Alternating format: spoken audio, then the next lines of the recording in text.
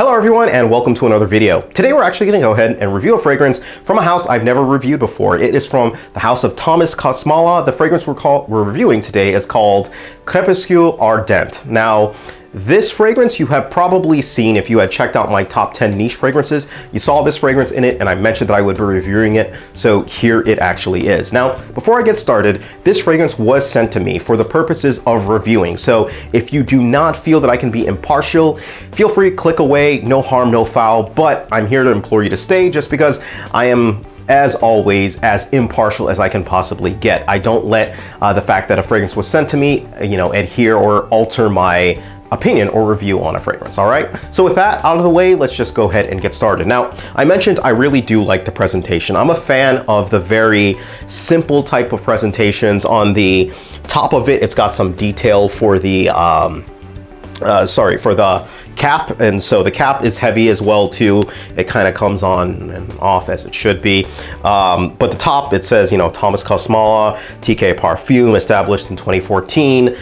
Yeah, this overall, I really do like the presentations, the simple ones, as opposed to kind of the gaudy presentations that are out there, right? So with that out of the way, let's just go ahead and get into the actual fragrance itself. Now, again, this was on my spring list. Now, I don't think going forward in my collection that this would ever be on my spring list. I really wanted to wear it just because I like to keep things a little bit on the heavier side with spring as we're going forward, just because spring seems to be lasting a little bit longer than it normally has kind of growing up. Now, what this fragrance brings to you is on first spray, a very strong leather. Now, it's got this saffron and jasmine kind of mixed into the top. So you do get these kind of floral notes that kind of mellow out the leather, but the leather to me is really strong. It's really powerful and it's front and foremost, which is really what I like about this fragrance. In fact, this fragrance reminds me in many ways of some other leather fragrances that are out there, specifically like the Valentino Uomo line. That type of leather note is kind of the leather that you're getting from this particular scent. Now the saffron saffron and the jasmine kind of mellow it out a little bit, but at the end of the day, it still is a very powerful leather. And now as the fragrance goes on, it says that it has suede in it, and I can kind of get this suedey feeling, but the leather really never leaves you in this scent. And if I'm to kind of sum it up, the scent really just mellows out with the leather as time goes on, and it begins to kind of blend in with the mixture of your oils and your skin and your scent and things of that nature, and it just envelops you and it kind of becomes a little bit part of you, if you will, which is a great thing for the fragrance. It means that it's got great lasting power. It's going to last you a good amount of time, as you can see from the details from it, but it's going to last you a great amount of time.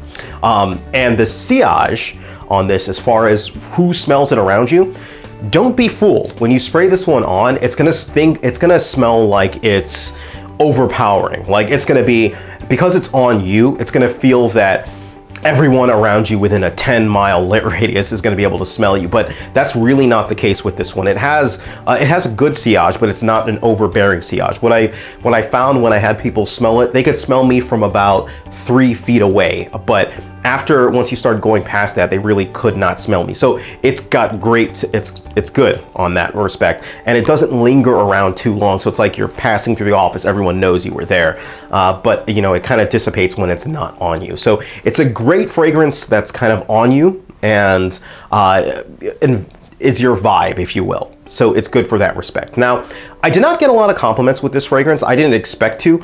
This was more of a fragrance that I personally liked, more so than I would consider, people are really wild for. But I really enjoy this one, and I've worn it a couple times now. I really enjoy this one to wear specifically, out to a bar or going out with my wife, and we're, just hanging out and, drinking beers or wine or whatever it may be that we do. We really enjoy this fragrance, and she really enjoyed this one on me. Now, whether or not she's going to consider this a panty dropper in that series is another matter, but we'll see, actually how it does. And I really do like this fragrance for that.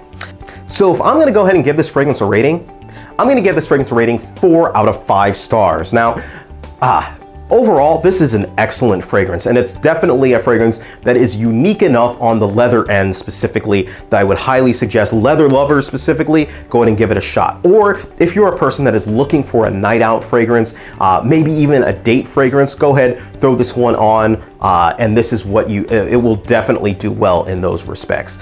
So definitely great on that respect. Some of the not so positives with this fragrance: one, it is a little bit on the expensive side. And the second reason is it's a little bit limited in terms of its usage. Like I mentioned, great night out fragrance, but there are definite scenarios where I can suggest that you probably don't want to wear this fragrance in. Specifically, let's see, work. I would definitely not wear this fragrance to a work event or anything like that. I wouldn't wear this fragrance casually, just kind of, you know, you're going to the grocery store or something like that and you throw this one on.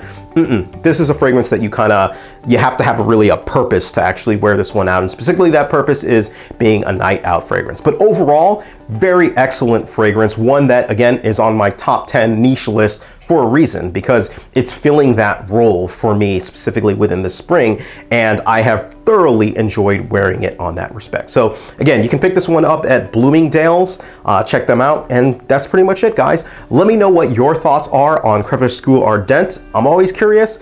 Thank you guys, take care of yourselves, and you guys have a great day.